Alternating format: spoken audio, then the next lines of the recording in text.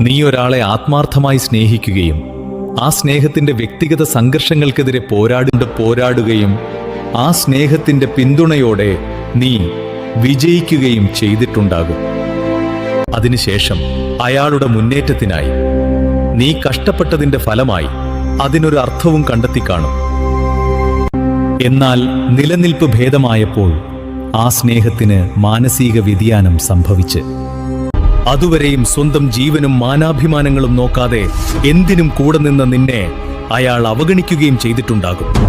അതിലൂടെ വൈകാരികമായി നീ നടത്തുന്ന പ്രതികരണങ്ങളൊക്കെയും തന്നോടുള്ള അമിതമായ സ്നേഹം കൊണ്ടാണെന്ന് അയാൾ തിരിച്ചറിഞ്ഞിട്ടും നിന്നെ പുച്ഛിച്ചുകൊണ്ട് പൂർണ്ണമായി ഒഴിവാക്കുകയും അത് നിന്നെ മാനസികവും ശാരീരികവുമായ തകർച്ചയിലേക്ക് എത്തിക്കുകയും ചെയ്തിട്ടുണ്ടാകും.